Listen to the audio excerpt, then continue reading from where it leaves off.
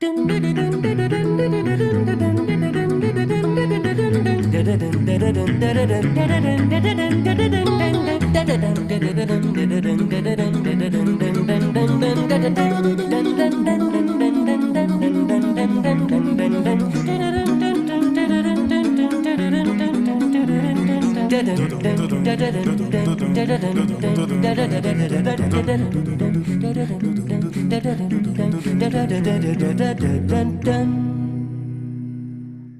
evening, ladies and gentlemen. We're so glad to welcome you as part of our community tonight. Please note that this webinar is being recorded and distributed live stream. By entering this virtual meeting room, you give your consent to be recorded and distributed by Vienna Live with Simeon Morrow and other third parties. If you prefer to not be recorded, please go to the Facebook Live video feed, the link to which I'll now place in the chat room. This show thrives on participant contributions, and all participants are encouraged to actively participate in this webinar by asking questions and making comments. To do so, please either write in the chat room, turn on your microphone, say hi, and we'll be delighted to hear from you. Tonight, our featured guest is Stephen Melillo, a composer. For this special edition of Vienna Live, Dr. Laszlo Marosi, a conductor, joins me as co-host. Laszlo, so tell me, when I approached you about this show, you said, I want to do a show about band music and band composers, and I want to show that it's not really band music. There's no reason to call it band music. It's good music. It's great music. Tell me about this and your beginning with band music, your beginning becoming a conductor. Thank you very much, Simon. First, I have to tell you that I'm very happy that I can be part of the show, and I feel to be honored to have a nice conversation with Stephen, whom I have decades of long connection, but it's still not a live connection. So I thought if we are in a live performance like here with you, maybe for the future we can make our connections even more tight. So band music is one of my first loves because this is how I was growing up with. And I always said, oh, band music is just a street noise. Forget it, forget it. But my experience was, no, those people are wrong who were telling that. Why they were right and why they were wrong, I can give you some very short examples. When I was growing up behind the Iron Curtain, I was around 6 or 7 years old when one of the mornings, when it was a big communist festivity for the big revolution of the Lenin issue in Moscow, we celebrated that, and suddenly a wind band started to play under our windows, and I got scared because it was extremely loud, and I watched out the window. What is that? I saw lots of instruments together in the back. I saw those big yellow plates hitting them, and it was so scary.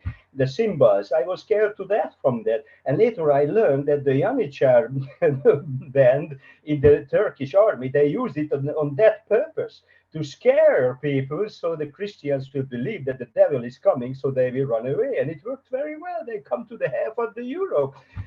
Of course, not with the cymbal, but cymbal helped them. And the experience was same for me. I got scared from that. And so basically they used the wind band for communist propaganda. What is very interesting that still the Turkish cymbals are the most famous, the Tzizia cymbals, going back to the Turkish group. But let's stay with the wind band. When I got to high school, everything changed. We got a band director there who was a favorite bass trombonist of Richard Strauss. And one day he said, oh, here is the contemporary composer's music, Mr. Hidas. And he said, you know, he does music. He had a very special accent in Hungarian because he was a German speaking Czech. And he just said with a very interesting way, he said, you know, guys, he does music is modern music, but good music. And we played through and I got a big love with his music immediately. And it lasted till the end of his life. I premiered his music for 25 years. And I would like to share the very end of the first movement of his concerto, so you all will get an idea what I am talking about.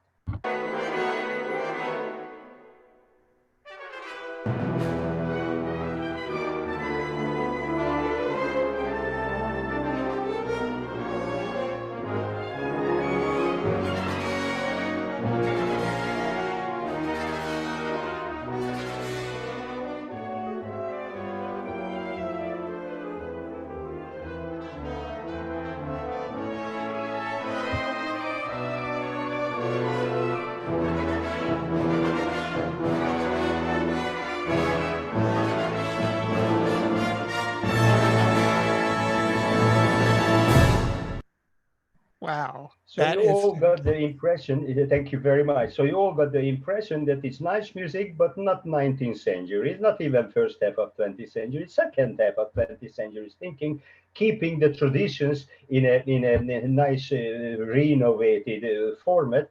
And you could see on the picture that the publisher was Stormworks Europe. In the bottom of the picture, you could see that, and this is the link to Stephen, because the publisher of the partner, European partner of Stormworks in America, he told me, Ben Kruiming, a Dutch publisher, he said, Laszlo, not he does his writing, not he's the only person who writes nice music. I have a partner in America, Stephen Melillo. He is writing also very nice music. Please pay attention for him because he will be very famous very soon, and you should get acquainted with him. So let me stop talking and let's listen to his music so you can compare the two ideas. And there is his Godspeed with the Vienna brass.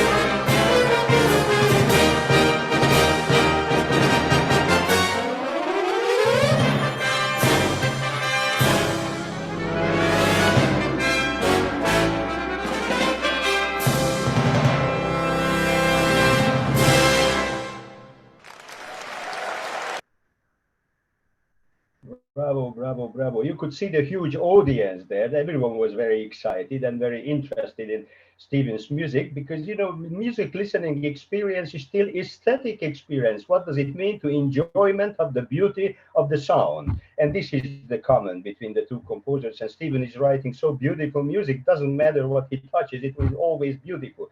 But let me welcome Stephen in the show. Hi, Stephen. Thank you very much for accepting the invitation and being with us. And I have a few questions for you that several people might be very interested in. How you got interested in composition? What was bringing you to this world? And what intrigued you to the band world? Why do you write music also for band? Don't forget our main topic is, can band music be art music?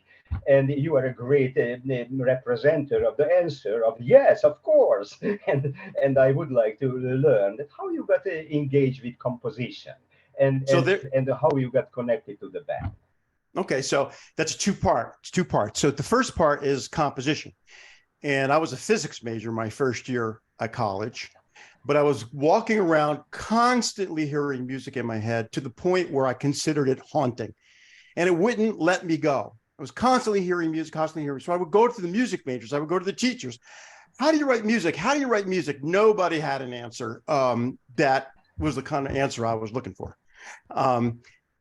So I finally switched over to Boston Conservatory, and we had a Hungarian, you're going to love it, Laszlo, a Hungarian conductor of our orchestra, Dr. Gregorian.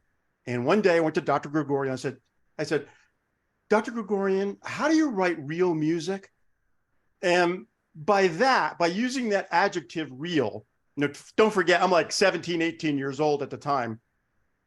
What I meant was, and I told him this, I really don't want to write the kind of music that the music majors are writing, but the composition majors are writing. I don't want to write that kind of music. I want to write like the kind of music we play in the orchestra, like the big sweeping romantic music and all this stuff like this. Well, he grabbed a record from his collection of the Mozart Symphony No. 40, and he gave it to me, and he said, come back next week with the score to this.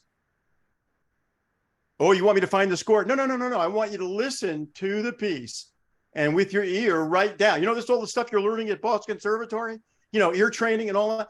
I want you to write me the score. Okay, so I thought that he was well, I'm sure he thought, I'm going to blow this kid off, right? I'm going to get him out of my way because he's asking me a question out of class. Well, I came back next week with the Symphony No. 40. In score notation. Of course, I didn't have bowings in. I didn't know anything about that stuff yet. And you could tell for 1 second, he was like, wow, he wasn't expecting that. But without missing a beat, he then had me sing every line in the score in 7 clefs. So he wasn't going to let me go. He was just going to keep pushing. And so this whole idea of composition and just wanting to be like the old real composers, I hope that word doesn't bother anybody. It's my own word for it. To be like the real composers, that's what I wanted. Now, why did I get interested in band music? Well, that's because necessity is the mother of invention. So there I was teaching in the public schools with a $500 a year budget to teach my kids music, to supply them with equipment, to do all the things that you can imagine a high school band director could do.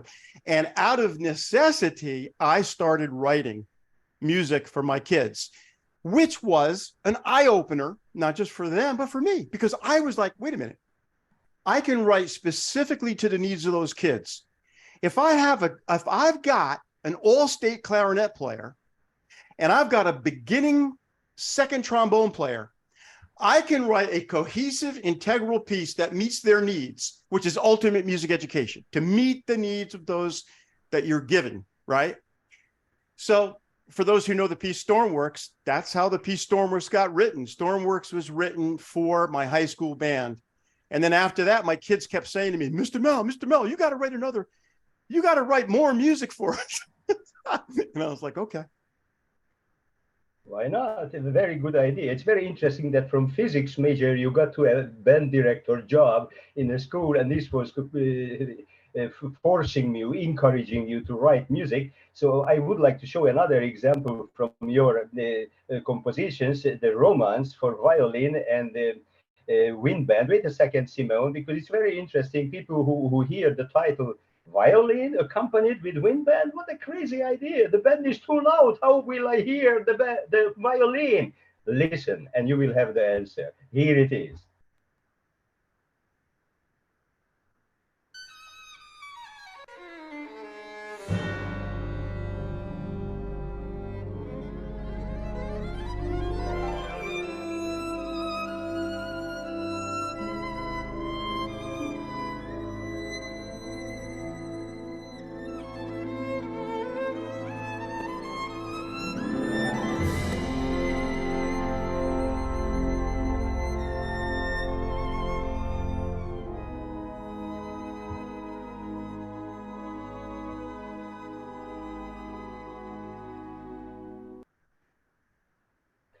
I can imagine how shocked people were when they listened it. Please share with us your experience when you recorded it and performed it. How people reacted for that the violin accompanied with band, and we could hear that there was no any balance problem. It was beautiful. How did you do that? How people reacted for that? Three quick stories. So number one is when we finished that piece, and I wish the guy was here with me that I had in Japan, but he's not. But when we finished recording that piece, there was absolute silence from the Japanese musicians. And I thought, and I looked at my friend, and I said, uh-oh, we did something not right. And there was absolute silence to the point where they were shutting their instrument cases like this They did not want to have sound come into that room. Okay, so they left, and normally they were like looking at me and shaking hands and bowing and all that. No, heads were bowed. Everybody left quietly. The agent of the violinist, who only spoke Japanese, but the agent could speak a little English, she said, you know, this music is very beautiful, but it is much more than beautiful. It is message to the world. And of course, that just like made me cry, because that's what it's for. I mean, right? That's why you write music, to be a message. So the other story is, which I think is rather interesting, is I was working with this Sofia Symphonic Orchestra in Bulgaria, and the conductor was listening to that recording, the full piece, which is 26 minutes. And he listened for 20 minutes. He's a violinist and an orchestral conductor. He listened for 20 minutes before he looked at me and said, wait a minute, this isn't an orchestra, is it? I said, yeah, it's a band. Because you are a master orchestrator, and when somebody knows what he is doing, this is the result. Beautiful music. And let's go to that concept now. What is good music? You know, I said that music listening is an aesthetic experience, enjoyment of the beauty, but what is good music? What people like to listen to? And the other question, what is your compositional concept that help you to write this good music? Because everyone agrees with that your music is good music. And I apologize for every listeners that we can't play all the full pieces for you guys now, because I know everyone wants to listen to the interbeat, but this is your homework after our show, that you can listen to all the music that we were just a little bit opening the door for. So what is your idea about good music, and what is your driving force? What is your concept? What is your recipe to write music? Because I'm sure there is something. Okay, so maybe Simeon could throw up that very first thing. So this goes back to Dr. Gregorian. And all of a sudden I was on this path of trying to figure out what music was. And then I did this analysis of this Corelli piece, and I saw this thing leap off the paper at me. And I saw this symmetry, and I saw this organization, and it just absolutely floored me. I was like, this is going on in music? Oh, I thought music was sound. And now if you throw up the next picture, Simeon. So this is important for everybody to understand. So Laszlo's question is, what do you think good music is? You all understand that this is totally, utterly personal and subjective. This is not the definition of good music. This is just how I think of it and what I try to ask of myself. So let's look at like this piece that I wrote called Ark of the Covenant. And you'll see on one side, I have what people would relate to as thematic material and so on. But in the center of this, so you scroll over there, is how does all of that thematic idea fit? What's the context of it? What are the ratios? And so what I did was I actually went to the Bible and took the proportions of the actual Ark of the Covenant, and then figured out from there what my timings were going to be, what the relationships of phrases were going to be. And then when you zoom out again, you'll see that my answer is, well, okay, it takes both.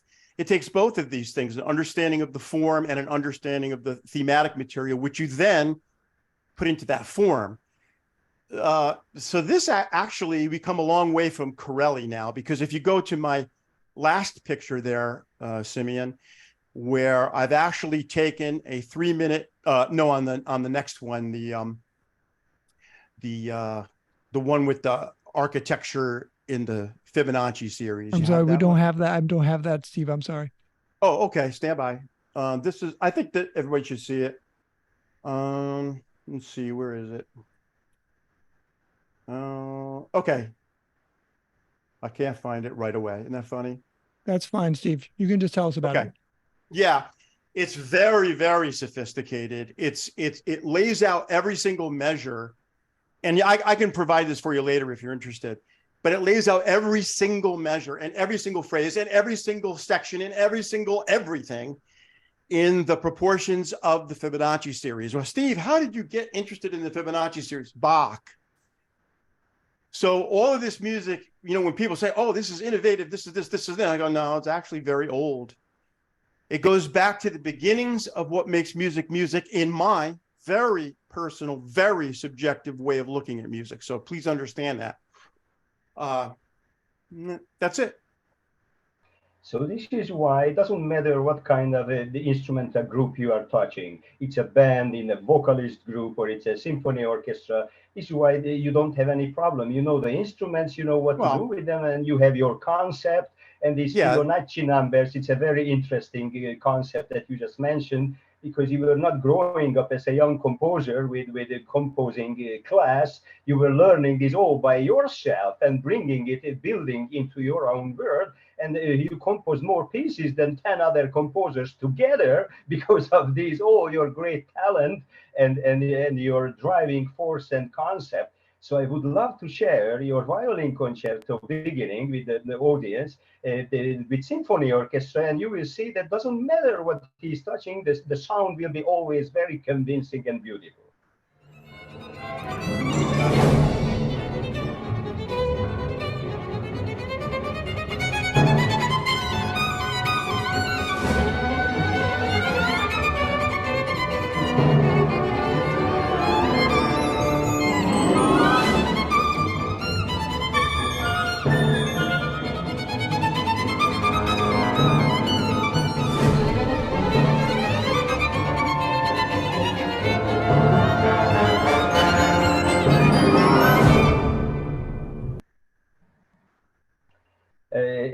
Excellent. I always force myself to come up with the definitions because it helps me to understand life and everything a little bit better. And the best music definition that I could come up with: human-made, expressively organized sound combinations. Then this is that I got all the time when I listen to your music. It's so expressive, based with human feelings, expressing what you were thinking, how you were feeling. But who knows how you were feeling? You just said we all are different how we feel, but I always have beautiful feelings. And now the excitement that you just shared with this wonderful violin concerto. But let's go back to the band idea, how we started, that can band music be art music? Because I think we still have, and several people in the common people, they always ranking the two big performing ensembles, the orchestra and the band, and say orchestra is the first class and band is a second class or something. And they might have some reasonings for that bands play in marching band, in football fields, outside, communist propaganda, as I just said myself.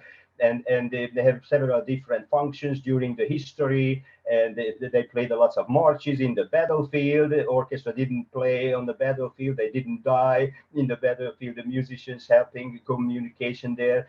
And we can go that they are very loud and the repertoire is not that sophisticated. Okay, let's put it aside, because we have a 100-year beautiful repertoire for band 2, and we have a lots of beautifully playing bands, but people still put it as a second class performing group. So how you approach this question? Why do you think that the band is in a box? If you agree with that, maybe you will tell me, Laszlo, you lost your mind because I write beautiful music and band is not a second class, third class. I agree with you, but when we ask other people, they will still say that band is a second class, and other evidence that the band conductors are trained different way than the orchestra conductors. Basically, they learn how to tic-tac their hands, and that's it.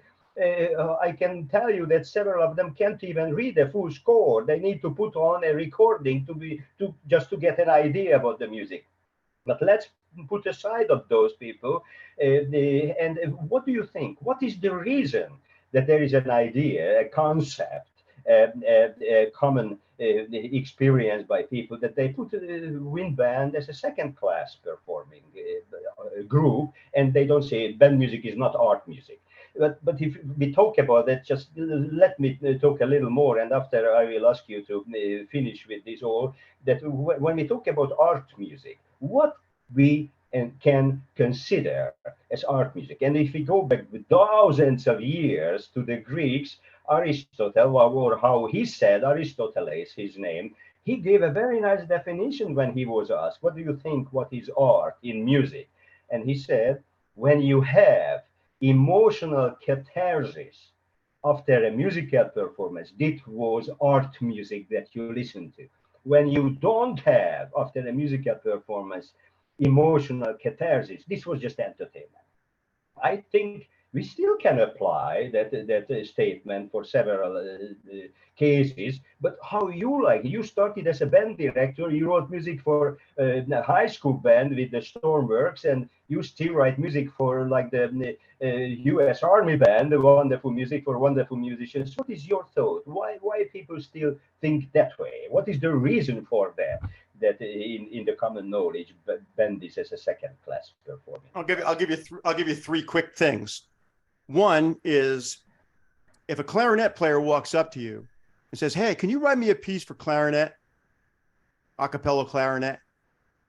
You don't say, "Oh, well, are you a band clarinetist or a symphonic orchestra clarinetist?" Right? I mean, it's a clarinetist. The more important question is, where are you? Like, what's your range like? What kind of things do you like to play? Do you like the Shalomó register? What do you like? And that's how you begin to write the piece. It has nothing to do with, therefore, extrapolated out an ensemble. Now, to hint at the answer without point blanking it, because this one I've got definite, strong answers with, I'll just tell you a story. When I came out of Boston Conservatory, I spent the next 11 years trying to get published. For 11 years, and I don't know if you can see all my 3-ring binders back there, they're filled with rejection letters. And for 11 years, what I heard was, no one will play this music. No one will ever play this music. Okay. After 11 years, I sent one piece, you got to think about what I'm really saying here, everybody, to one band. Within 2 years, 4,000 worldwide conductors were playing my music. And now it's over 5,000. And so how did that happen? Because I didn't take an advertisement out. There wasn't Facebook. There wasn't social media. There wasn't any of that stuff. How did that happen? And the answer is the music. So there are things that stand in the way of people who want to make music. I hope that you're reading between the lines on that story I told you. And then, as it reaches the ensemble.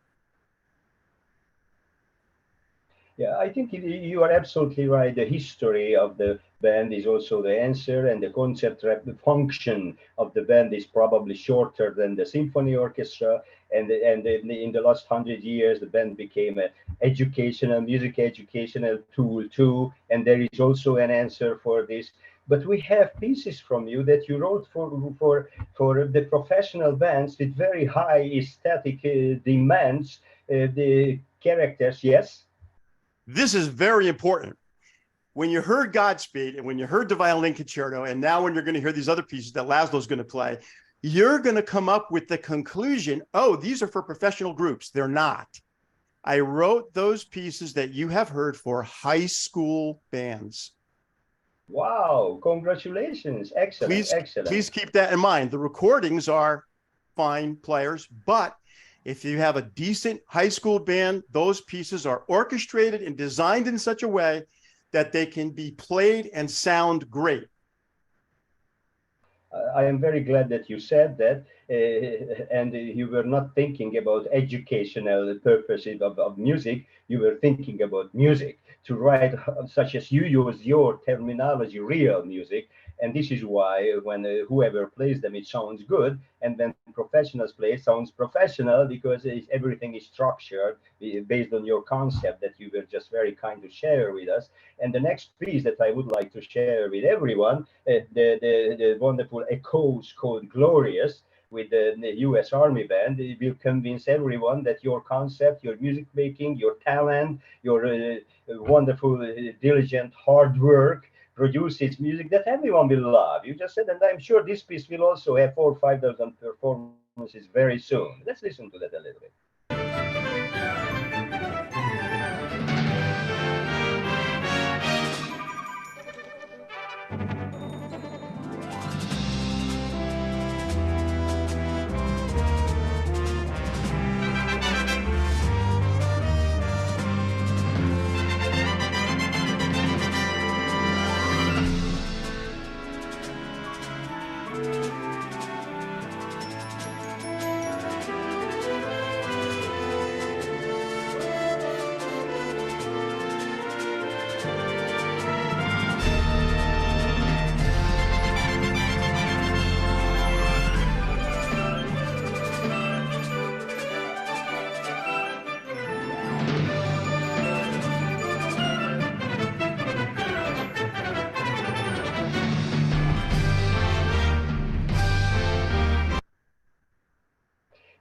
this is not just beautifully sounding music, it's more than that. Such as you said, there is a message behind it, such as Beethoven said, I am extremely proud of myself that I am not a composer, I am a tone poet.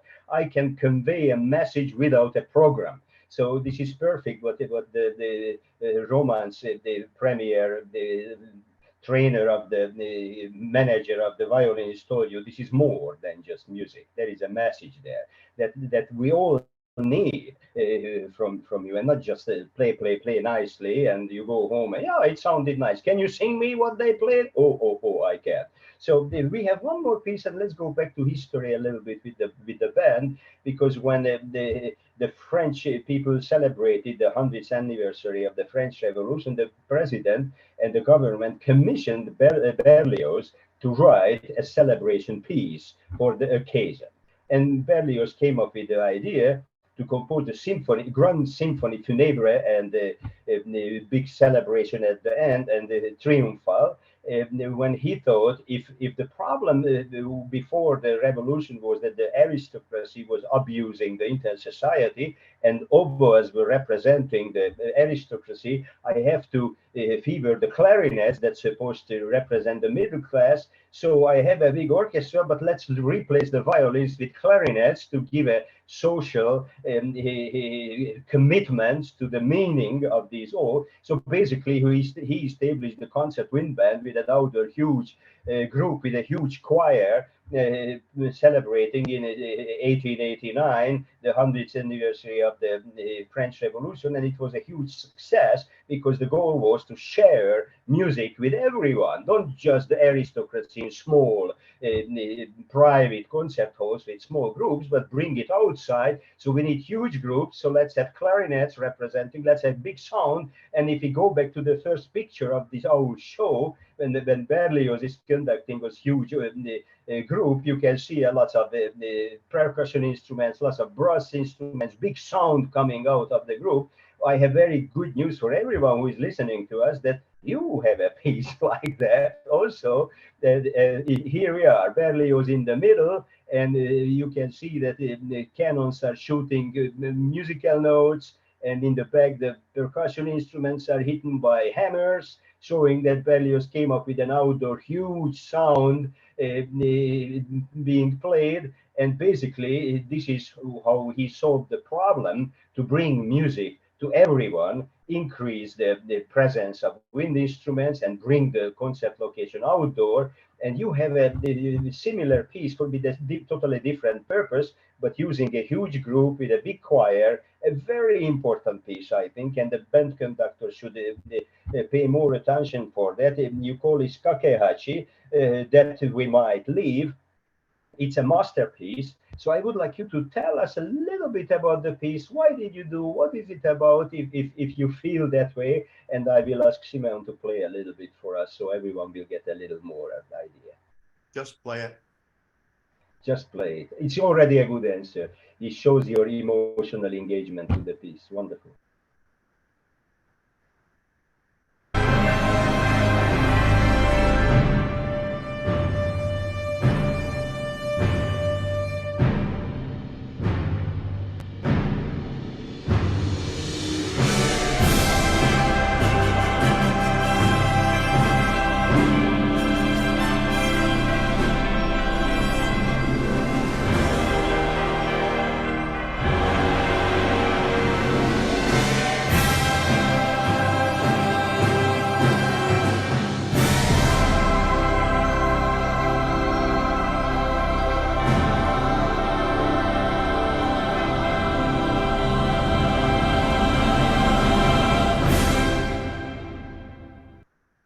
Well, I'm sorry for everyone, and I apologize that we couldn't play more of this piece because everyone would deserve that. But you all got the idea, and this is the goal, to show the short excerpts. So you will go and search for the website of Stephen, Mr. Melillo, and you listen to all the pieces. And I promise you will have great time, and you will be in bigger love with him as I am after knowing him for 35 years.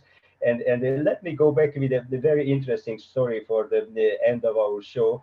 I mentioned at the beginning Mr. Hidash, who is the connection for my personal connection to Stephen, because one day, as I mentioned earlier, I premiered his music for 25 years, and one day asking, where would you put yourself as a composer when everyone tells that you are living in the past? You are not an advanced composer, because the atonal music and those crazy sounds that nobody wants to listen to. Sorry for me saying that, but I'm just saying what the audience used to tell me, and I play atonal music too. But he asked for 2 weeks to think about, and he came back and told me, you know what? I am the last Hungarian romantic composer. And what is funny that these sentences written in marble on the wall of the house where he was living. Just 2 weeks ago, I was in Hungary, and I went there. I took a picture, and I was watching that. It's in Hungarian that here was living the last Hungarian romantic composer until 2007. So my question is to you, Stephen, where would you put yourself as a composer in the wide range compositional styles that we have today? And the people are thinking, why is he doing what he's doing?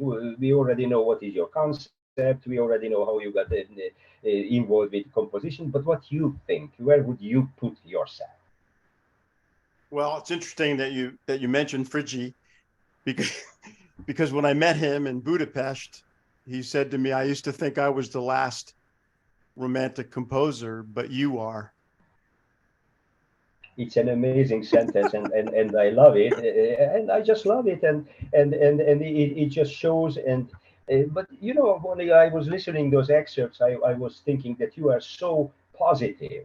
You know, the biggest problem for human race is mortality, but you always go to the positive side and show, yes, we have to do harder, and victory, and don't worry about the pain of the drama that we go through on every day. Just focus on the good side of life.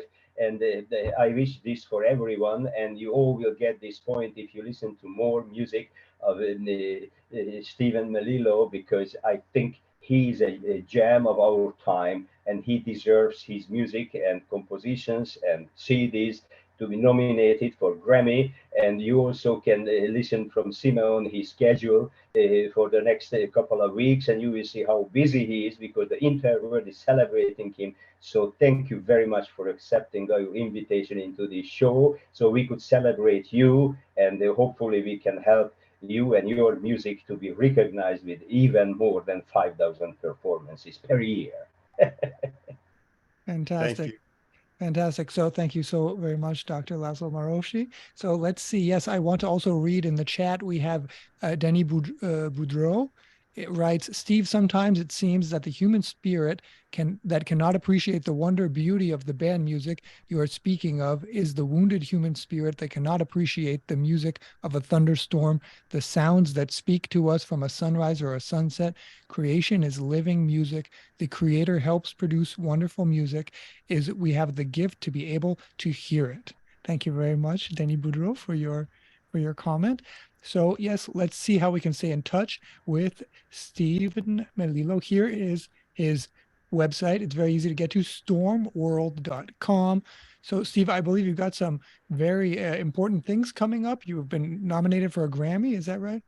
No, I'm not nominated for Grammy. I'm just in it. You see, that's it. Go back up a little bit, and you see events coming soon. So these are like the things that are next up on the plate, if you will. Fantastic. Wow. So we've got a lot of things coming up, and people can reach out to you if they've got questions. They just go to contact. Is that right? Yeah, it's steve@stormworld.com. Perfect. Okay. So feel free to reach out to Steve with your questions, with your comments. He'll be glad to answer them. Thank you so very, very much to Stephen Melillo and to Dr. Laszlo Marosi. And thank you, Simeon, to invite us to have this chance. And thank you, Simeon, again.